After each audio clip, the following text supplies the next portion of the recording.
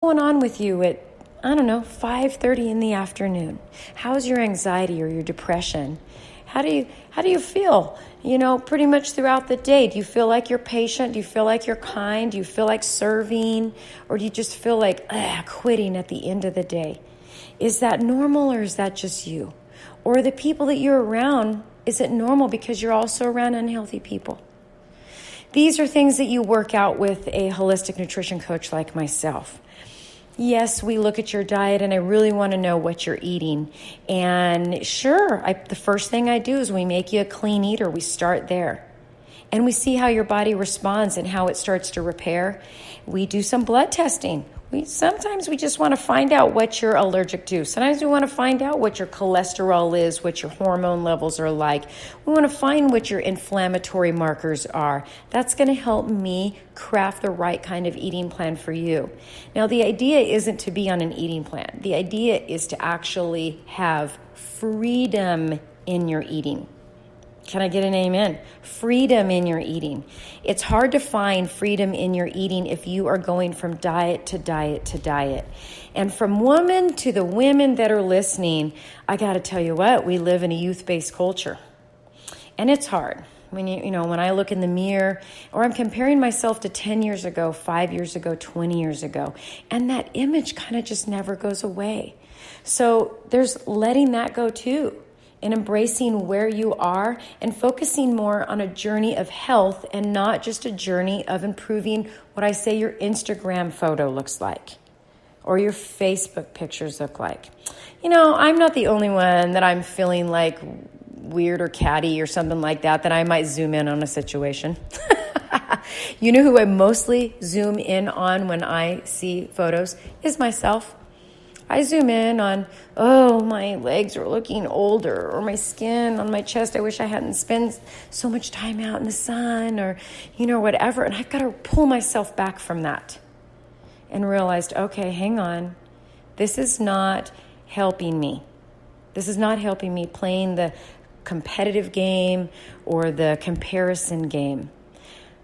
The best choice, the long-lasting choice, is looking at your health from a health perspective.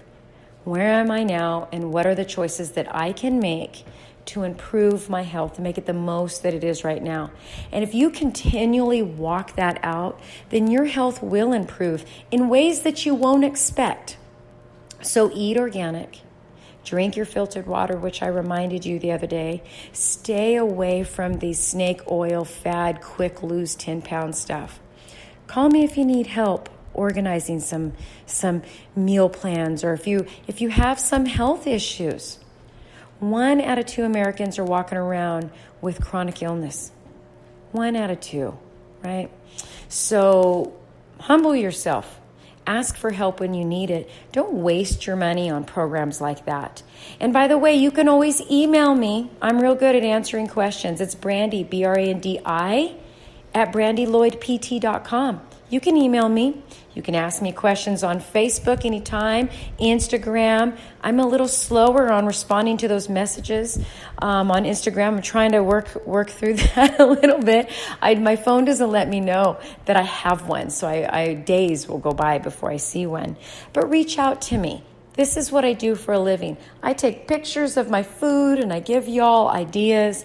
And I also work with people that are doing self-study. Like, I give you directions and you go and do that. And as you need changes, then we come back together and we do changes. That's super affordable. This is about your health, and you're worth it. And that's why I get wound up, because I feel like they're almost bullying kind of ads or products. And they're finding us women, especially when we're feeling desperate, or we're feeling low, or we're feeling not good enough. And I'm telling you right now, you're wonderful. I don't even know you, but I do know that you were beautifully created with purpose. And I'm doubtful that that purpose is just to sit around comparing yourself to others and feeling bad. So every time you eat, if you can just cut out the processed foods like we've talked about in the past, cut that stuff out. Don't go to fast food restaurants. Take a pre-made food or restaurant food fast. Just don't do it. Get back in the kitchen. I know not a lot of people cook anymore. Take a cooking course. Throw on YouTube. Learn how to saute something. Call me up. I teach my students how to cook all the time. I go to the grocery store with my students. My husband and I, he's a fantastic cook.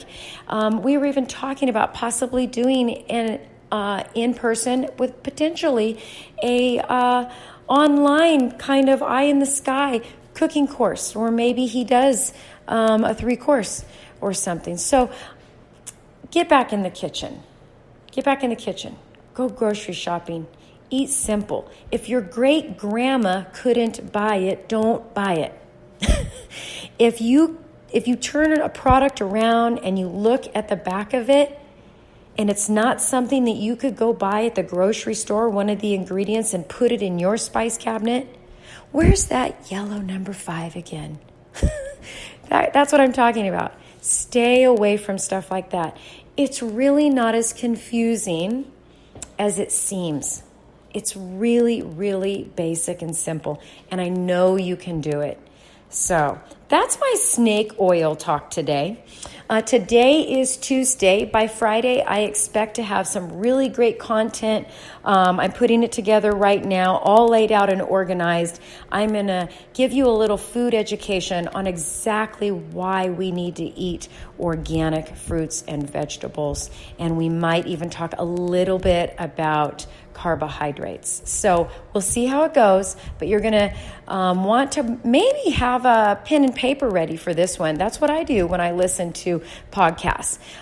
Sometimes I go back and I read that, but most of the time it just kind of helps me remember, or it's something that I might want to shoot over to somebody else, and I'll write down the time that I heard it. Oh, at 2:36 she said this, and I might send it over to, say, like my sister, and say, hey, listen to this podcast at 2:36 they talk about this, right?